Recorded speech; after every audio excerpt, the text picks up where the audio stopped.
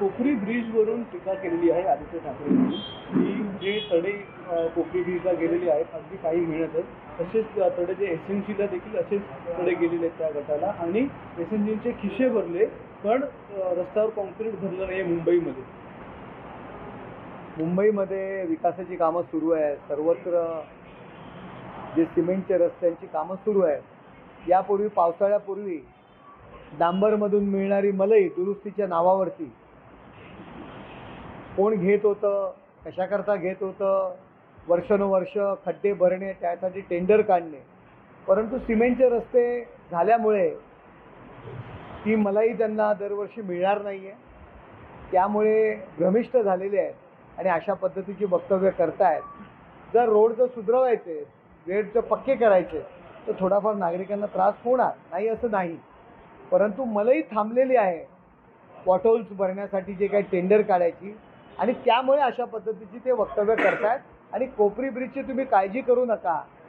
कोपरी bridge कशा पद्धतीने झाला आहे, किती चांगला झाला आहे ते आपण पाहत आहे. तडे म्हणजे काय ब्रिजला नसतील तडे गेले. ऊन आहे, सिमेंटचा रस्ता आहे, डांबर आहे.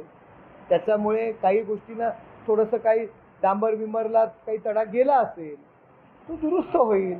असो हजारो लाखो वाहनं त्या रस्त्यावरून जात आहेत. केवळ का रात्री तुम्ही येऊन भेट पाडले ते सुद्धा तपासावं लागेल तुमच्या लोकांनी काहीतरी टीका करण्यासाठी. आणि मुंबईतनं तुम्हाला ठाण्यात टीका करायला यावी लागते. म्हणजे मुंबईत खूप चांगलं काम चालू आहे हे प्रूव्ह होत आहे. एसएनजी असा एक शब्द दिलाय एकनाथ संभाजी शिंदे असं आता बोलला. युटीचा यूज अँड थ्रो असं सुद्धा अर्थ होतो ना. युटी म्हणतात Uddhav Thackeray, use and throw.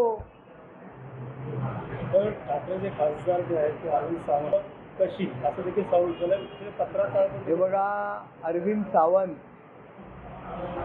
आपण झोपडपट्टीमध्ये गुजराती समाजाची लोक राहत नाहीत का? मतदानाच्या आधी का नाही बोललात? मतदान घेताना अहो या गुजराती समाजामध्ये सुद्धा अनेक समाज आहेत. शेड्यूल कास्ट आहे, शेड्यूल ट्राईब्स आहे, वाल्मिकी समाज आहे, त्याचबरोबर अनेक रुखी समाज आहे, बरेच समाज आहेत की ते गुजराती बोलतात. आणि गुजराती प्रत्येक माणूस हा श्रीमंत नाही आहे. जे झोपडपट्टीमध्ये राहणारा इतर भाषीय समाज हा काही चोर आहे का हो?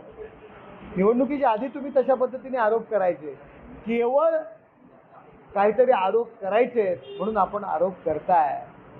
प्रत्येक गुजराती जो काही समाज आहे हा काही टाटा बिर्ला नाही आहे, उद्योगपती नाही आहे. सर्वसामान्य घरात काम करणारा, घरात राहणारा हा सुद्धा गुजराती समाज आहे. चाळीचा विषय झोपडपट्टीचा संजय राऊत यांना विचारावं नक्की पत्राचा मॅटर काय आहे. त्याचं उत्तर ते सकाळी जेव्हा आपण जाताना त्यावेळी त्यांना म्हणायचं ना पत्राचाळ काय प्रकरण आहे ते तर